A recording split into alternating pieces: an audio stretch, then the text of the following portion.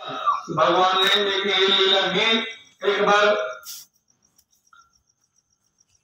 भगवान ने एक बार नारद जी आए और नारद जी ने देखा कि भगवान के द्वारकापुरी में 16,108 महल थे और तो सोचे कि यहाँ दो पत्नी में लोग हैरान हो जाते हैं और एक पत्नी से हाल खराब हो जाती है, क्योंकि भगवान 16,108 पत्नियों को कैसे रख रहे हैं अपने साथ में।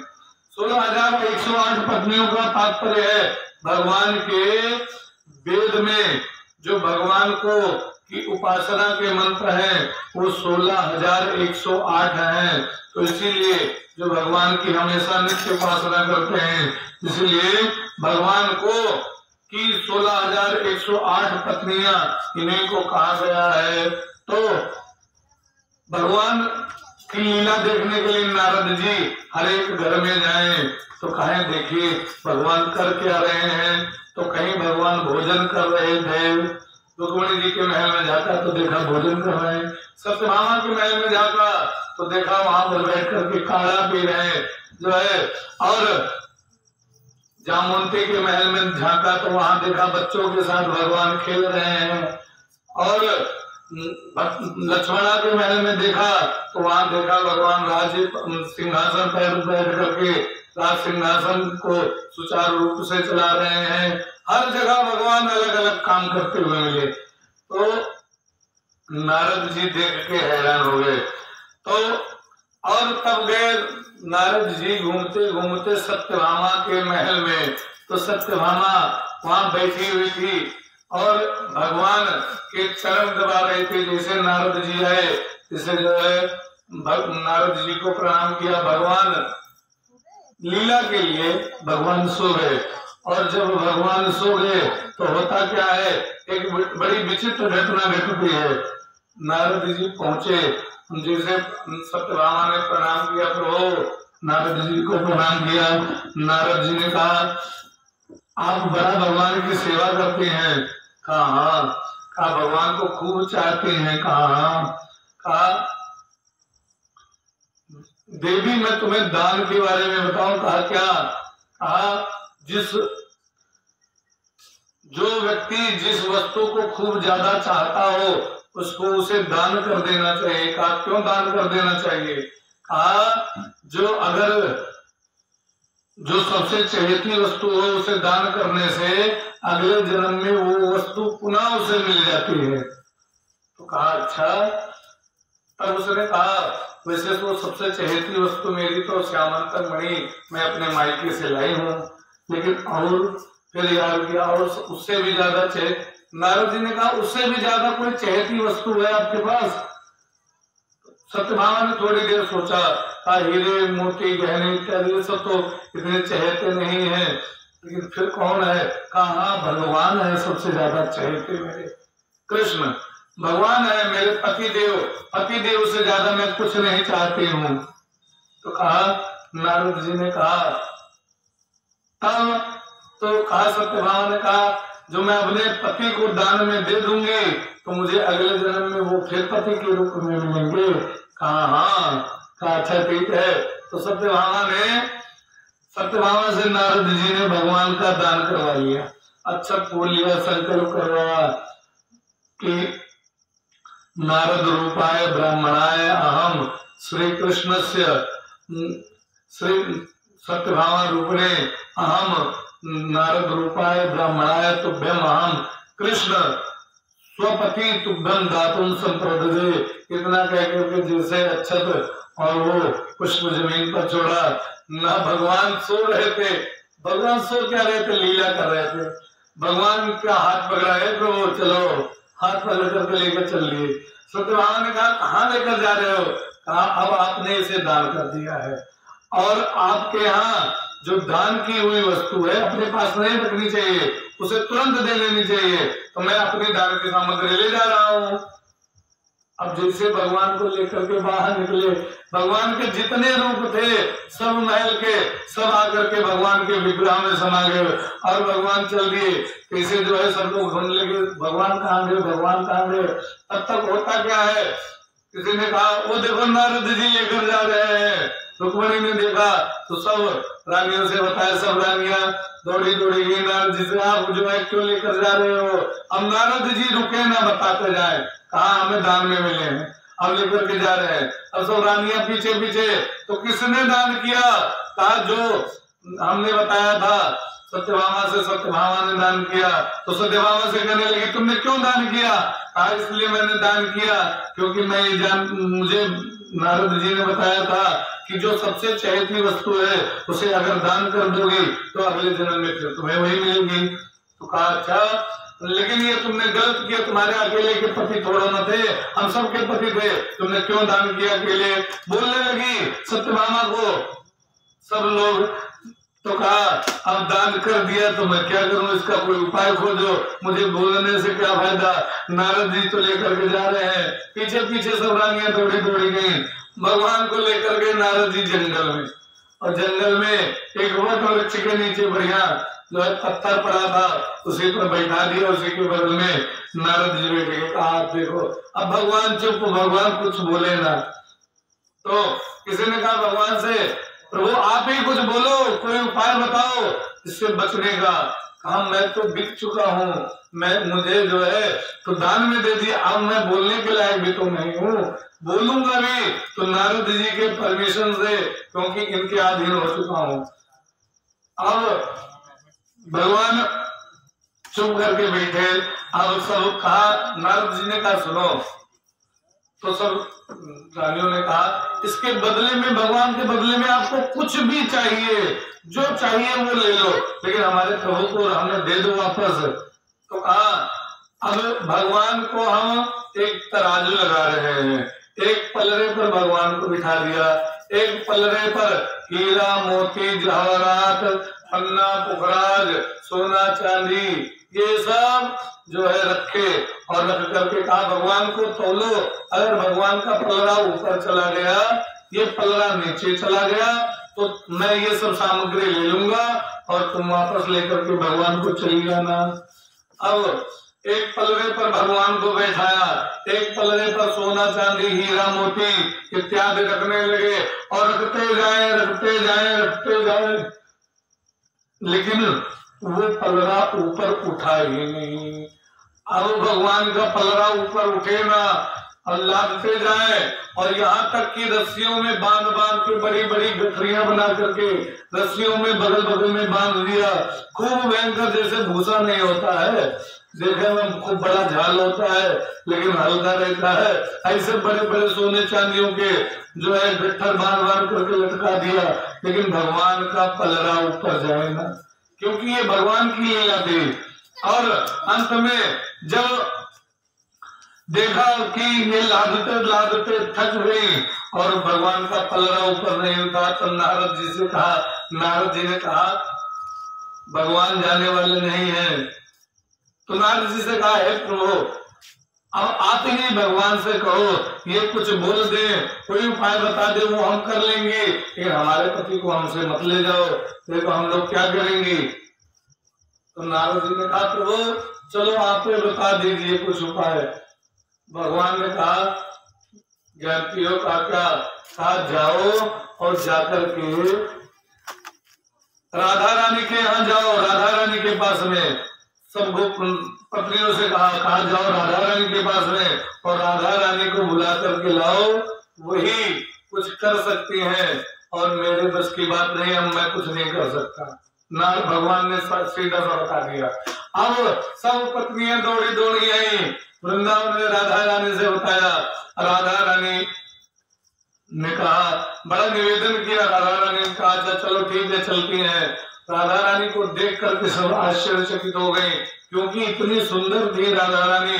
सब पत्नियां अपने आप को फीका समझने लगे कि हमने गहने पहने हुए हैं, इतना श्रृंगार किया हुआ है, तब भी राधा रानी के मुकाबले हम फीकी पड़ रही हैं।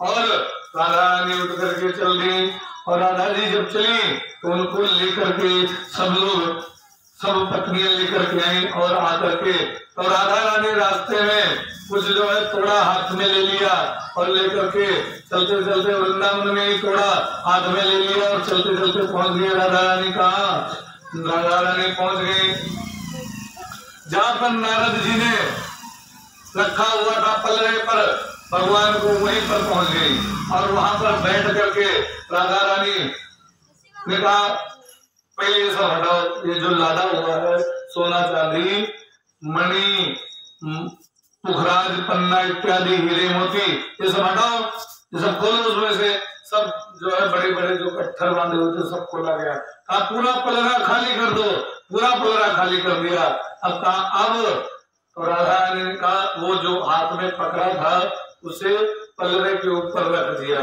और रख करके उसके बाद जैसे रखा तैसे भगवान का पलड़ा ऊपर टंग गया और वो पलड़ा खट्ट से नीचे दब गया।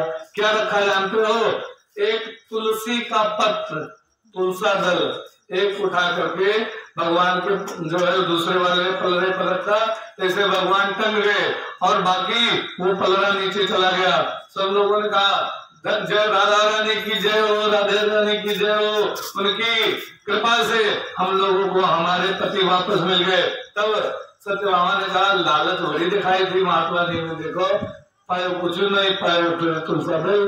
तो कहा भले ही मुझे क्या लेना देना धन दौलत से, मुझे तो भगवान का प्रेम मिले और जो हम ग्रहण कर सके प्रेम से, मुझे तो यही अच्छा है, मुझे उनसे क्या मतलब था। भगवान यूं कहना चाहते हो इस लीला के द्वारा कि पत्रम पुष्पम फलम तोयम यो में भक्ता वृक्षति, जो पत्र पुष्प फल इत्यादि जो कुछ भी प्रेम से देता है उसे मैं ग्रहण कर लेता हूँ, उसके लिए मैं कभी भी नकारता नहीं कि नहीं मुझे ये नहीं चाहिए। और तो राधा रानी इस प्रकार भगवान ने लीला की। और कहते हैं ना कि भगवान को अगर भगवान इस लीला के माध्यम से ये समझाना चाहते थे कि मुझे धन दौलत नहीं चाहिए, मुझे बस केवल प्रेम चाहिए, प्रेम से कुछ भी मुझे दे दे तो मुझे स्वीकार हो जाता है, अगर भाव सुंदर है तो वो मुझे कुछ भी अर्पण कर दे मैं उसे ग्रहण कर लेता हूँ।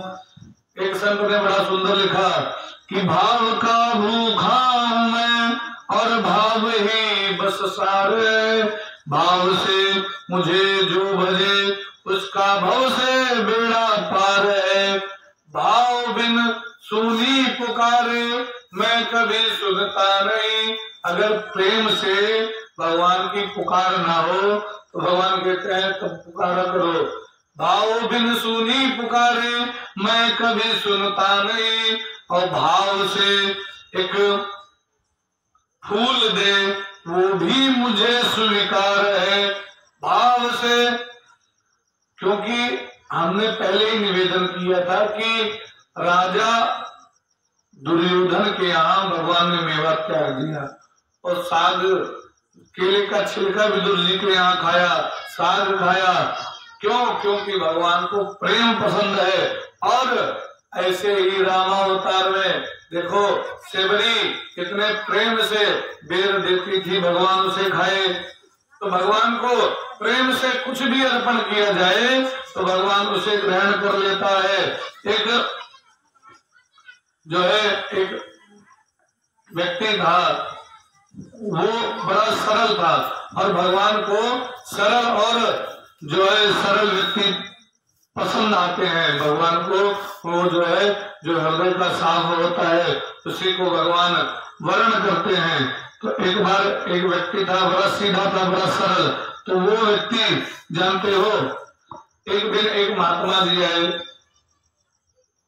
उसकी एक कमी थी, जानते हो जो है सब कुछ तो अच्छा था लेकिन वो खाता बहुत था। और खाता जिसका जितना खाता होगा, खाते का मतलब जानते हो कि पेट, जिसका जितने पेट में जाएगा उतना तो वो खाएगा, तो जिसका जितना खाता होगा उतना वो खाएगा, लेकिन काम एक भी नहीं करता, घर का एकदम बिल्कुल निठल्ला होकर के रहता और काम नहीं करता, खाता भूलता। तो जब कहीं आइस वाइस खाने जाए तो जब भोजन करने बैठे हो तो लोग उनको खाता जाए, पूरी लेकर के आए, रखते जाए, खाता जाए, लोगों ने कहा, उसके साथ में जो बैठते थे, कहे अरे थोड़ा बीच बीच में पानी भी पी लिया करो। कहा अरे पहले बीच तो आने दो, बीचे नहीं आता है। अगर मैं रुकूं तब तो बीच आए, जब मैं रुकता ही नहीं हूँ तो बीच कहाँ आता है। वो खाता बड़े प्रेम से था, खूब खाता था। एक दिन एक महात्मा जी आए और महात्मा जी बड़े सरल थे और महात्मा जी बड़े दिव्य महात्मा थे। एक दिन क्या हुआ, महात्मा जी आए, महात्मा जी के साथ में 4-5 चेला थे और महात्मा जी के चेला जो है बड़े हट्टे कट्टे सन्यासी बाबा, हट्टे कट्टे चेला, और देख करके कहा रे, और बिल्कुल लाल लाल पूरा शरीर उनका काई लग रहा है। महात्मा जी अपने चेलों को खूब खिलाते हैं, तभी इतना जो है बढ़िया उनका शरीर है, लाल लाल लग रहा है। तो किसी ने महात्मा जी से तुरंत जो है पूछा जाकर के, महाराज ये बताओ आपका आश्रम कहाँ है। तो कहा मेरा आश्रम वृंदावन में है। कहा अच्छा महाराज, मेरा विवाह नहीं हुआ है, परिवार वाले भी नहीं चाहते हैं, तो प्रभु मुझे अपने साथ में ले चलो। मैं घूमने टहलने का कोई काम कहोगे कर लूंगा, लेकिन मुझे जो है भोजन मिलना चाहिए बस, और कुछ नहीं। उसके बदले में मैं आपसे तनख्वाह नहीं चाहता हूँ। जब बड़ा आग्रह किया भगवान, महात्मा जी ने कहा अच्छा ठीक है हमारे साथ में चलो। महात्मा जी उसे लेकर के चले आए और ला करके अपने यहाँ रख लिया। और भगवान का वो भक्ति तो विशेष कोई वो नहीं थी, लेकिन हृदय का बहुत सार था। जो कुछ कहता था मुंह पर कह देता था, कुछ हृदय में नहीं रखता था, हृदय का काला नहीं था। एक दिन उसको सौंप दिया काम, कहा तुम गाय चराओ और गाय चरा करके आना। और तो कहा महाराज सुबह सुबह उठे, जाए पहले भोजन करे। उसके बाद कहा महाराज, और दोपहर में कहा दोपहर में भी चले आना, गाय छोड़ करके कोई चला जाएगा तुम्हें भेज देगा, भोजन कर लेना। और उसके बाद फिर जो है शाम को फिर भोजन बनेगा, तब तुम ग्रहण करना। तो वो 3 टाइम खाए, लेकिन महात्माओं के यहाँ 2 टाइम भोजन होता है, वो 3 टाइम जल्दी भोजन नहीं करते हैं। तो वो लेकिन वो 3 टाइम उसको छूट दे रखी थी, भंडारी से बता दिए जब मांगे तभी खिलाओ। अब वो बड़े प्रसन्नता से रहने लगा और धीरे धीरे 10-12 दिन बीते। तो इसे एक दिन सुबह सुबह उठा और देखा क्या, वहां पर भंडार खाना बिल्कुल खाली, वहां पर कुछ नहीं, सब बर्तन वैसे रखे हुए, भंडारी सब जो है कोई नहीं। एक भंडारी था, वहां उससे पूछा अरे आज क्या सब मामला ठप है, भोजन नहीं बनेगा क्या। हाँ आज एकादशी है, आज भोजन नहीं बनेगा, आज ही एकादशी, आज एकादशी है ही भी है। तो कहा आज का तिथि भी एकादशी का है। तो कहा एकादशी है, आज जो है भोजन नहीं बनेगा। तो कहा भोजन नहीं बनेगा, अरे भोजन नहीं करूंगा तो मैं मर जाऊंगा। तो कहा हम क्या करें। तब गए महात्मा जी के पास, महात्मा जी प्रभु प्रणाम किया। कहा महाराज आज भोजन नहीं बनेगा, आज दिन व्रत रहना पड़ेगा। कहा नहीं महाराज मैं व्रत नहीं रह सकता, अगर मैंने एक दिन भी व्रत किया तो मैं दूसरे दिन व्रत करने लायक नहीं रहूंगा, दूसरे दिन परलोक सिधार जाऊंगा। तो कहा मुझे भोजन चाहिए, मैं बगैर भोजन के नहीं रह सकता। तो महात्मा जी ने कहा आज यहाँ तो भोजन बनेगा नहीं। तो कहा तो महात्मा जी के एक युक्ति सोची, कहा तुम जाओ अन्न, आटा, चावल, आटा, दाल और घी और साग लेकर के चले जाओ और जाकर के वहां पर भोजन पका करके उसको जो है ग्रहण कर लेना। लेकिन एक बात ध्यान रखना, भगवान का भोग जरूर लगाना। हाँ ठीक है। अब वो कभी उसने देखा नहीं मंदिर में भोग कैसे लगता है, अब वो जाने ना। अब वो आटा, घी, दाल और सब्जी, उसको कहते हैं साग, ये सब वस्तुएं लेकर के आया और ला करके जो है वहां पर रख लिया। कहा जहाँ भोजन, एक बढ़िया नदी थी और नदी के पास में रख लिया और रख करके भोजन लगा बनाने। बढ़िया ईंटा उंटा सब जोड़ करके भोजन बनाना प्रारंभ किया। भोजन बनाया और बनाने के बाद जो है भगवान को भोग लगाना शुरू किया। अब वो ये जानता था, वो क्या जाने कि भगवान को केवल जल वार करके तुलसा जल डाल करके भोग लगा दिया जाता है, वो ये नहीं जानता था। वो सोचता था भगवान को भोग लगाते हैं तो भगवान आते होंगे खाने के लिए, इसीलिए भगवान को भोग लगाते हैं। तो उसने बड़े प्रेम से भोग लगाया और बोला क्या, मेरे राम आइए प्रभु राम आइए, मेरे भोजन का भोग लगाइए। सीताराम आइए, जैसे कहा मेरे राम आइए मेरे भोजन का भोग लगाइए, तो भगवान आए नहीं। तब वो कहा है प्रभु अगर आओगे नहीं तो मैं भूखे बैठा रहूंगा, क्योंकि गुरु का आदेश है कि बगैर भगवान को भोग लगाए भोजन मत करना। तो कहा अब गुरु की आज्ञा मैं मानूंगा, इसलिए मैं भोजन नहीं करूंगा, आपको आना पड़ेगा। और मंदिर में कैसे भोग लगाते वो सब सामग्री मेरे पास नहीं है। आज तो कहा आचमनी अर्घाना आरती ना यहाँ मेहमानी। और यहाँ पर ही आपको बढ़िया जो है अच्छे अच्छे गद्दे पर बिठा करके वैसे मैं भोजन नहीं दे सकता, ना आचमनी है ना अर्घा है, ना यहाँ पर आपकी मेहमानी कर सकता है। आप आओ और मैंने जो भोजन बनाया है उसे ग्रहण करो। आचमनी अर्घा ना आरती ना यहाँ मेहमानी, और सूखी रोटी खाओ प्रेम से और पियो नदी का पानी। मेरे राम आइए राजा राम आइए, मेरे भोजन का भोग लगाइए। तो भगवान ने कहा, अब भगवान देख रहे हैं भगवान आए नहीं, तो कहे प्रभु आज है एकादशी, कोई भोग वोग लगाएंगे जल्दी, आपका भोग लगी तो महीन लगे हुए सभी तो आज जितने भक्त हैं सब भूखा रहे हैं, तो ऐसे चले आओ चुप्पे भोजन के लिए जो बना हुआ है, नहीं तो भूखे नहीं जाओ। तो उसने कहा भूल करोगे तज दोगे भोजन सूखे सूखे, और एकादशी आज मंदिर में रह जाओगे भूखे। प्रभु राम आइए मेरे राम आइए, मेरे भोजन का भोग लगाइए। तो राम जी ने सोचा क्या, ये बड़ा सरल भाव से बोला कि प्रभु आप भूखे रह जाओगे, मैंने आपके लिए भी भोजन बनाया, ऐसी बात नहीं केवल अपने लिए बनाया। भगवान ने देखा तो भगवान आए, और भगवान जब आए तो अकेले नहीं आए, भगवान राम और सीता दोनों आए। अब उसने एक व्यक्ति का भोजन ज्यादा बनाया था, तब भगवान राम और सीता आए, दोनों को खिलाया। इसे जो है मन में सोचा देखो ये जो है अकेले इनको आना चाहिए था, दो दो लोग आ गए उसके लिए कम पड़ गया। उसने कहा ये देखो मेरे लिए भोजन कम पड़ गया। अब कहा ठीक है महात्मा जी से मैं फिर कहूंगा।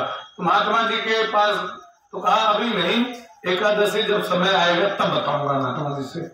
फिर एकादशी का जब समय आया, 10-12 दिन बीते, एकादशी का समय आया, उससे पहले कहा हे बाबा, कहा क्या, कहा प्रभु गुरुजी हमारे वहां जब हम भोग लगाते हैं तो एक हम जब भोग लगाते हैं तो वहां पर 2 लोग आते हैं भोजन करने के लिए। तो कहा भोजन करने के लिए, कहा हाँ। तो कहा तो मेरे लिए भोजन कम पड़ जाता है, तो मुझे थोड़ा और चाहिए सब सामग्री। तो महात्मा जी ने कहा क्या पता इसका पेट ना भरता हो, ऐसे झूठ बोल रहा हो। महात्मा जी उसके ऊपर संदेह करते, तो कहा अच्छा ठीक है थोड़ा और ले लेना। उसने आटा जो है घी और साग इत्यादि ज्यादा ले लिया, और ज्यादा लेकर के जो है 3-4 व्यक्तियों को ले लिया। अब जेक लेकर के गया जब वहां पर, तो होता क्या है जब वहां पर पहुंचा तो वहां पर उसने फिर भोजन बनाया, और भोजन बना करके भगवान का भोग लगाया। और जैसे भोग लगाने के बाद बोला सीताराम आइए प्रभु राम आइए, मेरे भोजन का भोग लगाइए। फिर भोग लगाया, तो इस बार भगवान जानते हो कौन कौन आया, नीलांबुज श्याम मलकोमलानम सीता समारोपित वाम भागम। भगवान के साथ में लक्ष्मण जी, सीता जी और राम, ये तीन लोग आए। अब उसने कहा देखो चौपट कर दिया, इनको एक लोगों को बुलाया था, ये 2 लोग आ जाते, चलो 2 लोगों का भोजन बनाया था मैंने, लेकिन आज ये 3 लोग आए तो इनको कहां से मैं दे दूंगा। तो कहा सबको भोग लगाया, उसके लिए जब कम पड़ा तो उसका पेट नहीं भरा तो कहा अब जो है अब फिर गुरुजी से कहना पड़ेगा थोड़ा अन्न जल और दे। तो कहा ठीक है। अब वो गया, जब 10-15 दिन फिर बीता तो फिर गुरुजी से कहा गुरुजी कम पड़ता है। वहां 3 लोग आने लगे तो गुरुजी को थोड़ा शंका लगी कहीं गड़बड़ तो नहीं करता है, बेचता उसका तो नहीं है। तो मन में सोचा, कहा क्या पता बेचता हो, तो फिर सोचा क्या पता खा लेता हो, थोड़ी शंका उठी। तब उसने जो है कहा अच्छा ठीक है अब तुम 4 लोगों का 5 लोगों का भोजन ले जाना। 5 लोगों का लेकर गए। अब फिर भोजन बनाया और भोजन बना करके जैसे भोग लगाया जैसे कहा सीताराम आइए, लखन लाल आइए, भरत लाल आइए, मेरे भोजन का भोग लगाइए। सीताराम और लक्ष्मण जी को बुलाया। भरत जी पीछे कहा आज 1 लोग ज्यादा चले जाएंगे, आज 5 लोगों का है। तो भरत शत्रुघ्न सब आ गए, पूरा राम दरबार, राम लक्ष्मण भरत शत्रुघ्न जो सब लोग पहुंच गए तो भोजन तो करा दिया। फिर दूसरे दिन सोचा कहा गुरु जी से फिर बताना पड़ेगा। फिर एकादशी का समय आया तो उस समय बताया कि महाराज वहाँ 5-5 लोग नहीं, अब तो 6-6 लोग आते हैं। तब महात्मा जी को शंका होगी ये 6 लोगों का अकेले भोजन करता नहीं होगा, ये पक्का है आटा घी और दाल साग ये बेचता होगा। महात्मा जी ने कहा अच्छा जितने लोग आए उतना ले जाओ। अब वो जो है ले गया 10 लोगों का भोजन। अब 10 लोगों का इस बार लेकर गया, कहा 5 के बजाय हमें 10 दो, कहा जितना चाहिए उतना ले जाओ। अब 10 लोगों का भोजन लेकर के, खाद्य सामग्री लेकर के वो पहुंचा और जैसे रखा तो कहा आज बनेबे ना, आज हम बनेबे न भाई, आज इन लोगों का बनवाई था भलाई के नहीं लोगों से बनवाई। तो उसने कहा सीताराम आइए, प्रभु राम आइए, लखन लाल आइए, मेरे भोजन का भोग लगाइए। उसने जो है समस्त सामग्रियां इकट्ठे की और इकट्ठा करके रख दिया। अब जैसे बुला लिया भगवान को, भगवान पहुंच गए। भगवान ने कहा ये क्या किया तुमने, भोजन नहीं बनाया है और हम लोगों को पहले बुला लिया। तो भगवान ने जब भगवान से ऐसा कहा, भगवान ने जब ऐसा कहा तो उसने उत्तर जानते हो क्या दिया, सुनो हम अतराम नहीं के ठेकन आएंगे यहाँ गुरु जी के ना भगवान के बोर्ड लगा दियो तो लोग कई जने आओ तो आज तू सभी बने वो, अगर हम ठीक से पेट भर के मिलते नहीं है तो आज तू सभी बने वो हम खावे। अब जो है कहा आज हम कुछ व्यवस्था नहीं किया, लकड़ी उकड़ी इसका पूरा व्यवस्था खुद करो और बनाओ, जो मिल जाए तो हम वो तरी भर ले ले तो कोनो बात नहीं, तू सब खा लियो। अब उसने जो है ऐसे सरल भाव में सीधा बोल दिया, भगवान हंसते जाए। तो भगवान सीता जी रसोई पकड़ लिया सीता जी ने, और हनुमान जी से कहा पहले जो है रसोई में जो है साफ करो। तो पहुंचते पूंछ से चौका हनुमान जी, एक संत ने बड़ा सुंदर लिखा, पूछते पूछ से चौका हनुमान जी और श्री बजरंग बली चौका लगाने लगे। जो चौका लगाया जाता है वो चौका हनुमान जी ने लगाया, और श्री भंडारे चेते चूल्हे इधर उधर शत्रुघ्न जी चूल्हा जोड़े का काम टोटल शत्रुघ्न जी ने संभाल लिया। और लक्ष्मण जी भाजी अमनिया कराने लगे, जो सब्जी ले गए थे उसे काटने का काम लक्ष्मण जी ने पकड़ लिया। श्री भरत जी भंडारा बनावे और लक्ष्मण जी जो है लकड़ी लेकर के आने लगे, और जब अमनिया काटा कहा लक्ष्मण जी से कहा लक्ष्मण जी लकड़ी लावे, और शत्रुघ्न जी बैठ करके वहीं पर बाजी बनाओ, सब लोगों को देखा तो सीता ने कहा सुनो तुम लोग हटो मैं बनाती हूँ। अब सीता जी जब बैठी बनाने के लिए तो बने भोजन, और उधर गुरु को शंका हुई कि ये लोग पक्का है ये बेचता होगा। गुरु धीरे धीरे उनके पीछे पीछे उनके गुरु जी चल रही है महात्मा जी, और आकर के उसको जो है देखने के लिए पहुंचे। और वहां सीता जी बैठ गई रसोई पर, और जब सीता जी रसोई पर बैठ गई तो बढ़िया जो है बढ़िया सुंदर मिष्ठान और खूब बढ़िया पकवान बनने लगा उसी का। उसका जब सीता जी भोजन बनाए और इतना सुंदर उसकी जो है खुशबू गई इधर उधर जंगल में, जितने महर्षि लोग थे बड़े बड़े परम तपस्वी सीता जी को भोजन बनाते देखा वो चले आए, हाँ माता जी हम भी प्रसादी लेंगे, हम भी प्रसादी लेंगे। अब उसने कहा देखो ये अब तो बिल्कुल नहीं मिलेगा। वो आंख बंद करके बस बैठा रहे। तो भगवान ने पूछा कि तुम आंख बंद करके क्यों बैठे हो? कहा हम सोचे थे थोड़ा बहुत प्रसादी मिल जाएगी, लेकिन देखो ये इतने महात्मा इकट्ठा हो गए हैं, ये लोग छोड़ेंगे तब तो मुझे मिलेगी, अब नहीं मिलने वाली। मैं इससे जो है पता लग गया अब मुझे प्रसादी नहीं मिलेगी, तो इसलिए काहे मैं देखूं आंख बंद कर ली। और गुरु जी देखें डेली कि वो जो है गुरु जी देखें सवेरे काम है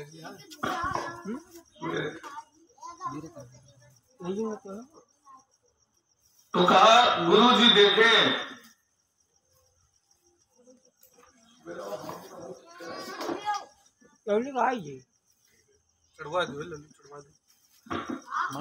बोले वृंदावन बिहारी लाल की, बोले राधे रानी की, बोले श्रीमद् भागवत महापुराण की।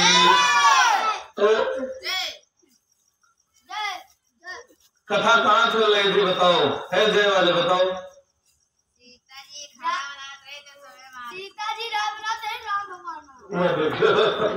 बोले वृंदावन बिहारी लाल की। तो ये कथा ध्यान से सुने तो एक तो याद रहे कि कहाँ कथा चल रही। कई बार बीच में जो अगर कथा रुक जाए तो जो है यही होता है मन को एकाग्र करना। मन को अगर एकाग्र करके कथा सुनेंगे तो समझ में आएगी। अब गुरु जी देखे पीछे से चुपके से, तो देखे क्या जो है आगे बेलना जो है चल रहा है अपने आप, क्योंकि गुरु जी को दिखाई नहीं दे रही थी सीता जी। गुरु जी देखे बेलना अपने आप चल रहा है, रोटी अपने आप गुलवाई जा रही है और रोटी तावे पर जा रही है, जिसे वैष्णो देवी वाली फिल्म देखे हो ना, वहां फटाफट पूरी अपने आप चल थी। ऐसे उनको ये सब दिखाई दे और उधर साग बन रहा है, करछुल अपने आप चल रही है उसमें, ये सब देखे। लेकिन वो कौन कर रहा है ये ना देख पाए वो लोग। जब ये देख नहीं पाए तब क्या होता क्या है, तब गुरु जी ने कहा ये क्या माया है, ये हो क्या रहा है, मुझे समझ नहीं आ रहा है। गुरु जी ने बार बार कोशिश की देखने की, लेकिन उनको समझ नहीं आया। और उधर देखा उसको तो वो देखा किसी से बात करे बैठा हुआ।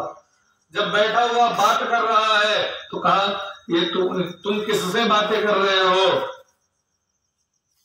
अब गुरु जी कहा थोड़ी देर अभी जो है भोजन बन जाए, देखो यही खाता है कि क्या होता है। भोजन बना और सब लोगों ने पाया, इसके लिए भी थोड़ी प्रसादी बची, इसने भी ग्रहण किया। और जब ग्रहण किया तो राम जी ने कहा हम चलते हैं। तब तक गुरु जी पहुंच गए। कहा ठीक है प्रभु अगली बार एकादशी को मिलेंगे। तो कहा जैसे गुरु जी दौड़ करके पहुंच गए, रुको भगवान को दौड़ मत जाए, ये बताओ मुझे भी दर्शन करने हैं भगवान के। जब गुरु जी ने ऐसा कहा तो उसने कहा करो दर्शन, ये देखो बगल में हमारे खड़े हैं, ये राम जी लक्ष्मण भरत शत्रुघ्न सब लोग हैं, ये अपने बड़े बड़े ऋषि महात्मा हैं। कहा मुझे कोई दिखाई नहीं दे रहा। कहा नहीं दिखाई दे रहा? कहा अब उसने कहा प्रभु इसको क्यों नहीं दिखाई दे रहे हो? तो कहा इसको नहीं दिखाई दे रहा हूँ। कहा क्यों? कहा इसको मैं नहीं दिखाई दूंगा। कहा क्या कारण है? कहा इसके अंदर ये विद्वान है, सब कुछ है, सन्यासी है, अच्छा है, लेकिन इसके अंदर सरलता नहीं है, ये हृदय का इतना सरल नहीं है, इसीलिए इसको दर्शन नहीं दूंगा। तो गुरुजी उनके रोने लगे। प्रभु ये तो बात सही। अब गुरुजी ने कहा प्रभु मुझे दर्शन दे दीजिए। तो उसने मारे संकोच के कहा गुरुजी भगवान कह रहे सब कुछ है आपके अंदर लेकिन सरलता नहीं है, इसलिए आपको दर्शन नहीं देंगे। तो गुरुजी रोने लगे। हाँ सही है, मेरे अंदर सरलता नहीं, मैं तुम जैसे निश्चल व्यक्ति के ऊपर मैंने शंका की तो इसीलिए मेरे अंदर सरलता नहीं। लेकिन प्रभु से कह दो आप दीन वत्सल हो, दीन बंधु है, मुझे थोड़ा सा दर्शन दे दें। बहुत निवेदन किया तो कहा आप तुम्हारे कहने पर ही भगवान दर्शन देंगे, नहीं तो भगवान दर्शन नहीं देंगे। जब कई बार कहा तो उसने कहा ठीक है मैं गुरुजी से कह देता हूँ। गुरुजी की बात जो है कहा भगवान से कहा प्रभु दर्शन दे दीजिए, थोड़ा सा दर्शन दे दीजिए। गुरुजी ने कहा मैं तेरे चरण पर गिरता हूँ, कह दो भगवान से मुझे दर्शन दे दें। तो कहा नहीं नहीं प्रभु ऐसा मत करो, गुरुजी आप मेरे गुरु हो, मेरे चरणों पर मत गिरो, हे प्रभु थोड़ा दर्शन दे दो इसे भी। तो कहा था ठीक है। भगवान राम ने कहा मेरा हाथ पकड़ो। राम जी का हाथ पकड़ा। कहा तुम्हारे कहने पर दर्शन दे रहा हूँ। वो भी ऐसा दर्शन दिया। कहा मेरा हाथ पकड़ो। हाथ पकड़ा राम जी का। कहा अब धीरे से अपने गुरु जी का हाथ पकड़ो। और जैसे गुरु जी का हाथ पकड़ा ऐसे जैसे कोई टार्च नहीं मार दे चम्म से, आखिर में अंधेरे उसके बाद बुझाया जाए, ऐसे चम्म से बिल्कुल दिखाई दिया जितने ऋषि मुनि राम लक्ष्मण भरत शत्रुघ्न सीता, उसके बाद पुट से बंद, वो दिखाई देना बंद। कहा दर्शन हुए? कहा हाँ। कहा थोड़े से हुए। कहा प्रभु ज्यादा दे दो। कहा कह दो ये केवल तेरे कारण इसे दर्शन हुए हैं, इसे सरलता लाए तब इसको दर्शन होंगे भगवान के। तो भगवान को प्रेम से सरल भाव से कुछ भी अर्पण किया जाए हृदय से तो भगवान उसको स्वीकार कर लेता है। भगवान के जो नारद जी को एक तुलसी का पत्र मिला उसके बदले में उसमें भगवान को केवल भगवान ने एक ही शिक्षा दी कि भगवान ने ये बताया का मुझे पत्र पुष्प फल इत्यादि कुछ भी प्रेम से अर्पण कर दिया जाए उसे मैं ग्रहण कर लेता हूँ। बोले वृंदावन बिहारी लाल की।